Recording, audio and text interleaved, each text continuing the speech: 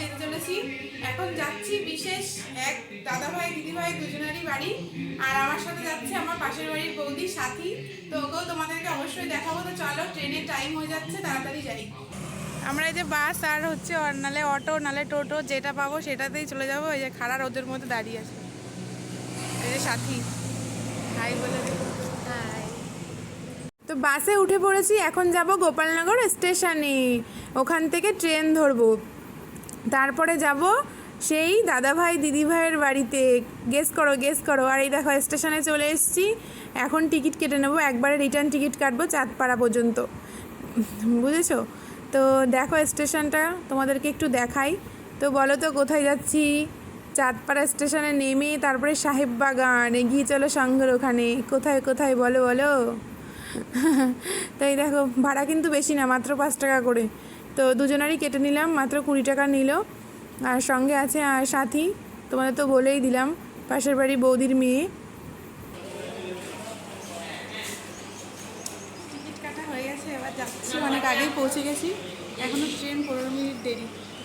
তো তোমাদেরকে বলেই দিই যে আমরা কোথায় যাচ্ছি। আমরা যাচ্ছি হচ্ছে চাঁদপাড়া নিবেদিতা দিদিভাইদের বাড়িতে।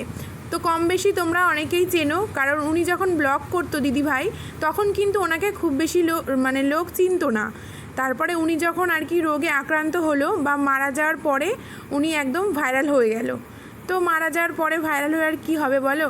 আমার খুব যাওয়ার ইচ্ছে ছিল ওই দিদিভাইদের বাড়িতে, কিন্তু তখন যেতে পারিনি বা যোগাযোগ হয়নি আর কি। তো এখন অনেক কষ্টে যোগাযোগ করেছি, ওই জন্য আর হাতছাড়া করলাম না, চলে গেলাম। আর এটা যাচ্ছে, এই ট্রেনটা যাচ্ছে হচ্ছে রানাঘাটের দিকে, এটা মাঝেরগ্রাম পর্যন্ত পৌঁছাবে, তারপরে আমাদের ট্রেন আসবে। আর এই দেখো এখানে আমরা সাথীকে বলছিলাম যে চল তাহলে মুড়ি মাখা, অনেক দিন খাই না স্টেশনে, তো চল মুড়ি মাখা খেয়ে নিই। ওই জন্য আমরা মুড়ি মাখা নিতে এসেছি, এখানে মুড়ি মাখাচ্ছে আর কি। তো দাদাভাইয়ের সাথে আমার কন্ট্যাক্ট হয়েছে অনেক কষ্টে আর কি। দাদাভাইকে আমি SMS করে তারপরে নাম্বারটা নিয়েছি। তো ফোন করতে দাদাভাই বললো ঠিক আছে তাহলে কালকেই চলে আসো আর কি, আজকে যাওয়ার জন্য আর কি বললো যে দুপুরের পরে। তো এখান থেকে তো অনেকটাই দূরে, আর আমার বাবার বাড়ির থেকে অনেকটাই কাছে। আমার বাবার বাড়ি যেহেতু চাঁদপাড়া, তো ওখানে থাকলে কাছেই হয়ে যেত, 10-15 মিনিটে চলে যাওয়া যেত।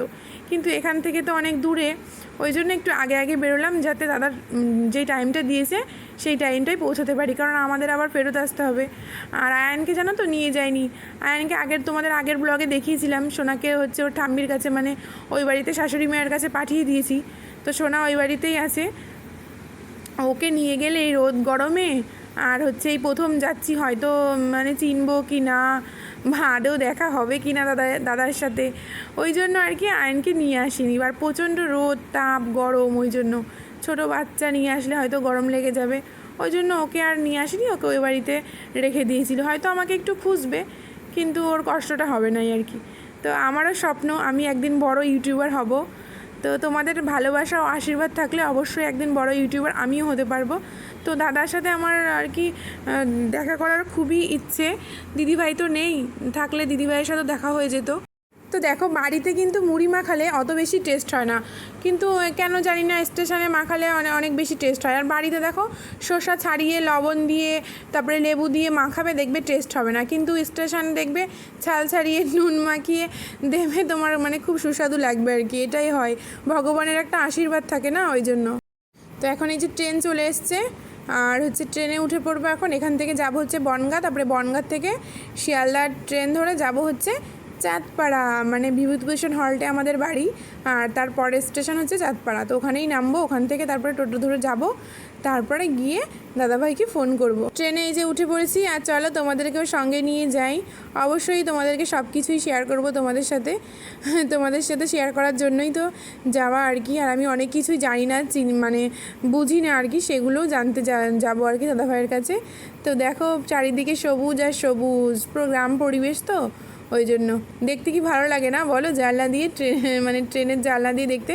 আমার তো প্রচণ্ড পরিমাণে ভালো লাগে ট্রেনের জানলা দিয়ে এসব ভিউ দেখতে। তোমাদের কার কার ভালো লাগে অবশ্যই কমেন্ট করে জানিও তো। দেখো মাঠ আর মাঠ, বাড়ি নেই বললেই চলে। ওই দূর দূরান্ত থেকে দেখো বাড়ি দেখা যাচ্ছে কয়েকটা, তাছাড়া শুধু মাঠ আর মাঠ।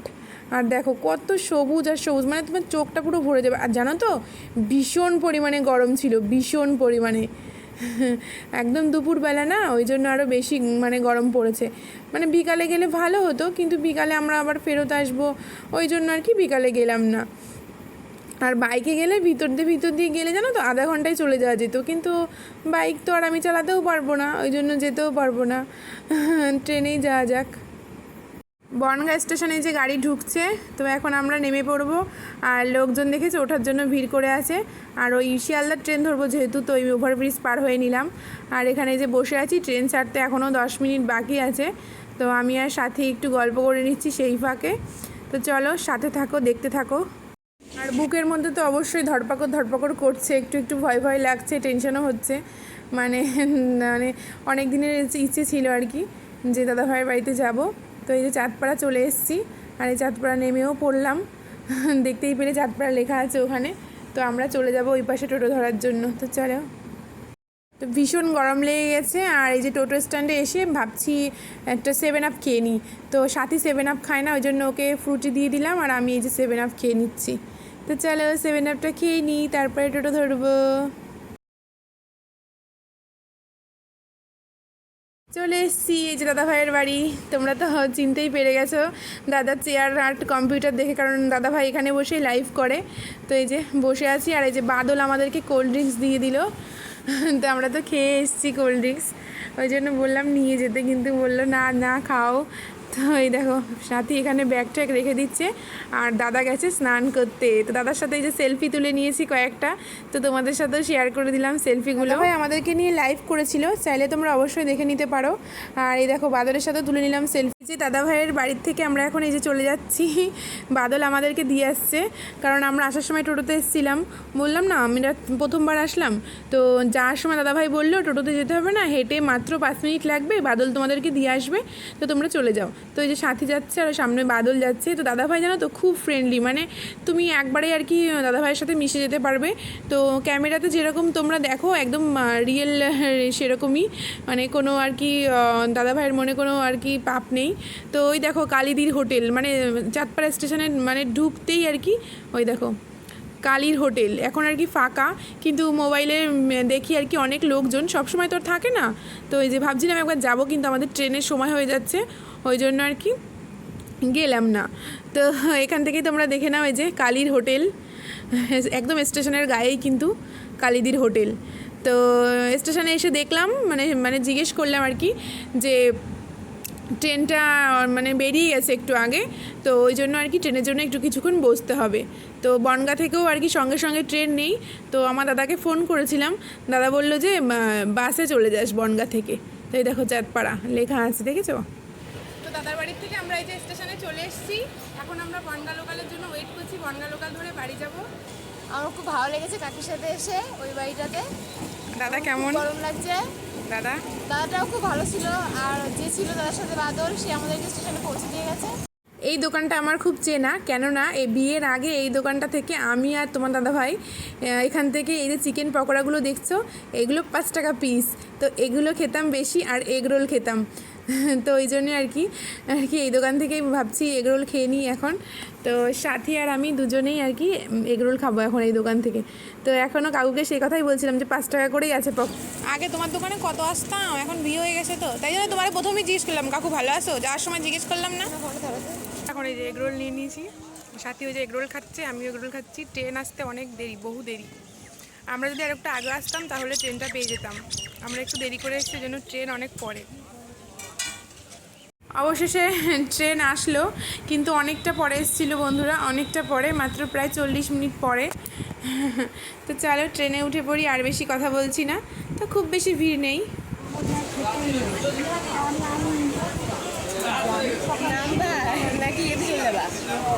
বনগাঁ স্টেশনে নেমে পড়েছি, এবার ভাবছি বাসে করে যাব, কারণ এখান থেকে রানাঘাট যাওয়ার ট্রেন অনেকটাই দেরিতে। তো ফোন করেছিলাম, আয়ান সোনা কান্না করছে। স্টেশনের পাশে দেখো টাটকা টাটকা সবজি বিক্রি হচ্ছে, বনগাঁ স্টেশনের পাশে, দেখতে খুব ভালো লাগে তাই না? আর এখানে রেল লাইন দিয়ে পার হয়ে তারপরে টোটো ধরবো, টোটো ধরে তারপরে যাব হচ্ছে পুরনো বাস স্ট্যান্ড মতিগঞ্জ, ওখান থেকে বাস ধরবো।